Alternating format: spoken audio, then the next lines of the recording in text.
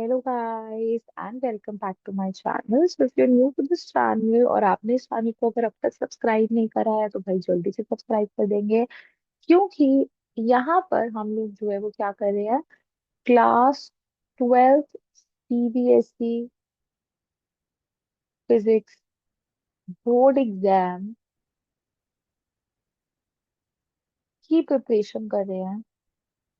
And we are doing this 90 days revision. And अभी जो है आज मैंने 10th डे की जो है वो क्या डाली है, एक वीडियो अपलोड करी है, जिसके अंदर एक 5 मार्क्स के क्वेश्चन का एक पार्ट था। Using Kirchhoff's law you have to obtain the equation of the balance state in the Wheatstone bridge. ठीक है।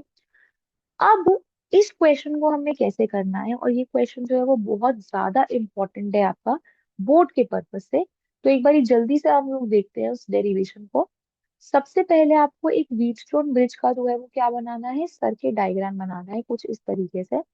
तो मैं आपके साथ ही जो है वो सर्किट डायग्राम बना रही हूँ, ताकि आपको पता चले कि जब भी हमें कुछ ऐसे बनाना है तो आप कैसे जो है उसको बना सकते हो। ठीक है। तो सबसे पहले हमें पता है कि हमारे पास एक कुछ इस तरीके का सर्किट डायग्राम होता है। इस पॉइंट को हम बोल देते हैं ए पॉइंट, इस पॉइंट को हम बोल देते हैं बी पॉइंट, ये हो जाएगा हमारा सी पॉइंट और ये हो जाएगा हमारा डी पॉइंट।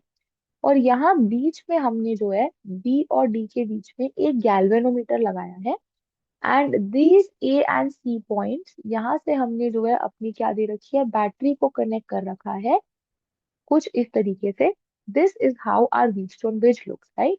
तो इसको हम लोग बोल देते हैं वी, पोटेंशियल की हमारी जो है वो बैटरी लगी है। अब किरचॉफ लॉ से कोई भी क्वेश्चन को सॉल्व करने के लिए सबसे पहले हमें जो है वो ड्रॉ करना होता है करंट्स को, राइट। तो मुझे पता है कि अगर सपोज मैं इस करंट को ले लूं कैपिटल आई, ये करंट जो है वो फ्लो हो रहा है, और फ्लो होके हम लोग देख सकते हैं ये जो करंट है वो क्या हो रहा है, कुछ करंट यहाँ जा रहा है और कुछ करंट जो है वो आपका यहाँ पे जा रहा है। ठीक है। तो सपोज I1 करंट जो है वो हमारा यहाँ जा रहा है, और बाकी बचा हुआ करंट I-I1 हमारा जो है वो यहाँ पर जा रहा है। ठीक है। अब ये जो I1 करंट जा रहा है उसमें से IG करंट जो है वो कहाँ चला गया, गैल्वेनोमीटर में चला गया। और बाकी I1 में से बचा हुआ करंट जो है वो B से C वाले ब्रांच में चला गया। ठीक है। अब यहाँ से I-I1 आ रहा था और यहाँ से IG जा रहा था, दोनों ऐड होके क्या बन गए, I-I1 प्लस IG। ये करंट जो है वो आपका इस रेजिस्टर में फ्लो कर रहा है। ठीक है। और ये जो करंट यहाँ से आ रहा है और ये जो करंट यहाँ से आ रहा है, ये दोनों ऐड होके पक्का क्या बना लेंगे, कैपिटल आई जो करंट है वही बना लेंगे। ठीक है। अब हमने अभी तक जो है वो PQRS नहीं लिखा है, तो जल्दी से लिख लेते हैं। ये जो है हमारे पास P है, ये वाली जो हमारा रेजिस्टेंस है वो Q है, इस रेजिस्टेंस को हम R बोल देते हैं और इस रेजिस्टेंस को हम लोग जो है वो S बोल देते हैं। ठीक है। ये जो है हमारा क्या है, सर्किट डायग्राम जो है वो कंप्लीट हो गया है। ठीक है। अब आपको क्या करना है, इसको लिखने का तरीका हम लोग देखते हैं। हम लोग लिखेंगे consider a Wheatstone bridge as shown in the following circuit diagram. तो जो आपने ये सर्किट डायग्राम बनाया है उसके अंदर जो व्हीटस्टोन ब्रिज है उसको हम लोग जो है वो क्या कर रहे हैं, कंसिडर कर रहे हैं। हम क्या करते हैं, अप्लाइंग,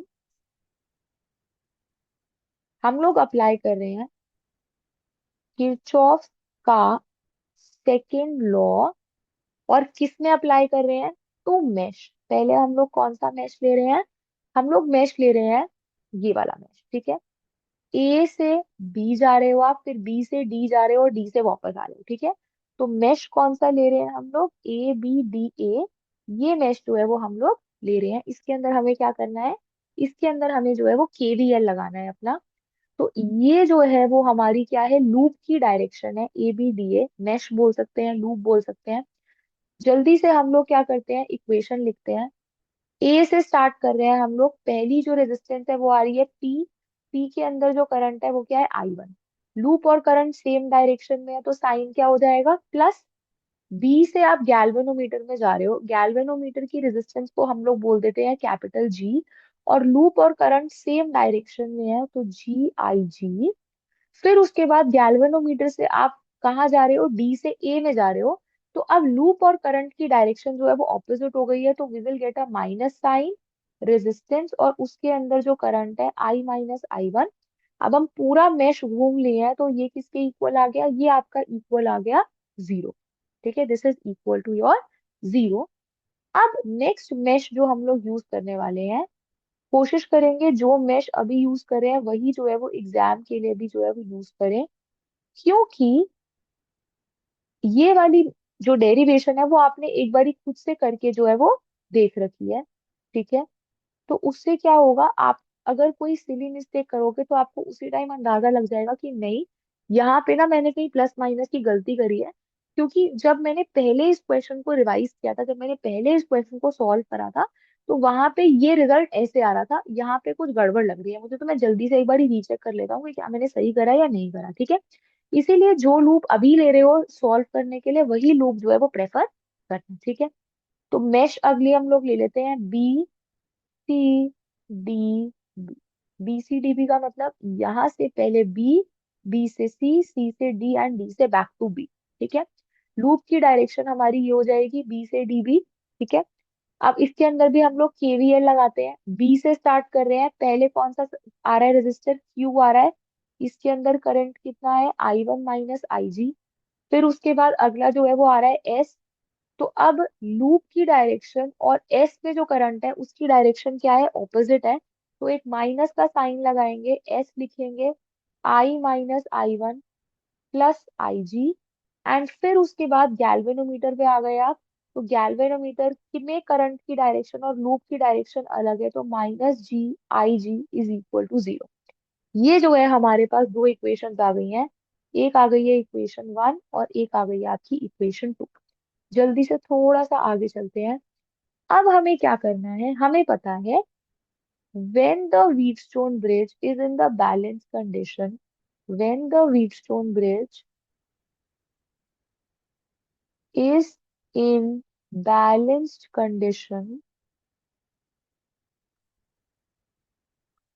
उस केस में क्या होने वाला है, हमें पता है कि जो आई जी है वो क्या होने वाला है, वो हो जाएगा जीरो। ठीक है, अब हम क्या करेंगे, इक्वेशन वन और इक्वेशन टू में आई जी को क्या पुट कर देंगे, जीरो पुट कर देंगे।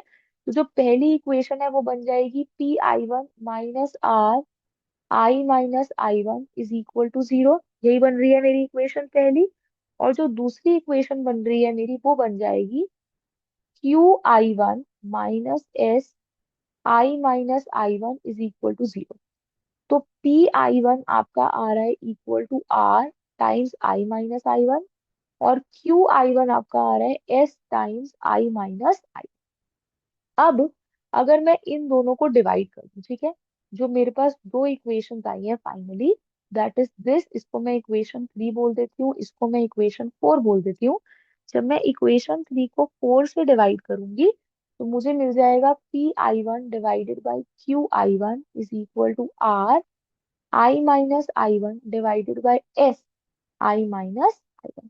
तो यहाँ पे मुझे दिख रहा है आई वन और आई वन कैंसिल हो रहा है, आई माइनस आई वन कैंसिल हो रहा है। उससे हमें जो मिला वो क्या मिला, कि P बाई क्यू जो है वो is equal to R by S है, and this is the balance condition of your Wheatstone bridge. एक बैलेंस कंडीशन आपकी व्हीटस्टोन ब्रिज की होती है कि आपका IG इज इक्वल टू क्या है, जीरो। और एक बैलेंस कंडीशन आपकी तब होगी, करंट जो है वो गैलोरीमीटर में जीरो कब होगा, जब आपके पास जो रेजिस्टर्स की रेशियो है वो रेशियो क्या हो जाएगी, P by Q is equal to R by S. ये रेशियो जब होगी तो आपके पास व्हीटस्टोन ब्रिज क्या होगा, व्हीटस्टोन ब्रिज के अंदर जो गैल्वेनोमीटर में करंट होगा that would come out to be equal to zero. ठीक है, hence we have proved using the Kirchhoff's laws that this is the balance condition of the Wheatstone bridge। ठीक है, इतना सिंपल है इसको करना। आई होप सबको जो है वो इक्वेशन जो है वो समझ आ गया हो। अगर आपको ये क्वेश्चन अच्छे से समझ आ गया है कि इसको कैसे करना है, तो मेरी एक बस इतनी छोटी सी रिक्वेस्ट है कि जो हम रिवीजन कर रहे हैं 90 डेज की, जो जो बच्चे मेरी रिवीजन को फॉलो कर रहे हैं और ये वीडियो को देखने आए हैं, इस डेरिवेशन को एटलीस्ट 3 टाइम्स जो है वो लिख कर देखना। ठीक है, एटलीस्ट 3 टाइम्स जो है इसको लिख कर देखना। एक बारी मेरे साथ साथ लिख कर देखो, फिर उसके बाद एक बारी उस सॉल्यूशन को देख कर फिर से लिखो, एंड लास्ट बारी एक बारी नोटबुक को बंद करके खुद से करने की कोशिश जो है वो जरूर करना। इस हैबिट से अगर आप हर डेरिवेशन को इसी हैबिट से जो है वो लर्न करते हुए जाओगे, तो ये जो आपकी 90 डेज की रिविजन चल रही है उसके अंदर आपकी 90 मोस्ट इंपॉर्टेंट डेरिवेशन जो है वो ऑलरेडी आप जो है वो लर्न कर चुके होंगे। तो ये आपके जो है वो फायदे हैं 90 डेज रिवीजन के। ठीक है, तो अगर आपको अच्छा लगा आज की वीडियो तो जरूर लाइक करेंगे, कमेंट करेंगे, share this video with your friends. ठीक है, और अगर अब तक आपने ये फ्री 90 डेज रिवीजन की जो है नहीं स्टार्ट करी है आपने प्लेलिस्ट मेरी अब तक, तो आप सोच लीजिए कि आप जो है क्या कर रहे हैं, यू आर मिसिंग आउट। ठीक है, जो सब बच्चे फायदा उठा रहे हैं इस सीरीज का, वो फायदा जो है वो आप नहीं उठा रहे हो। So be consistent in this 90 days series. ठीक है, all the best. Share this with your friends. Stay motivated. Keep studying hard. Okay. Bye bye.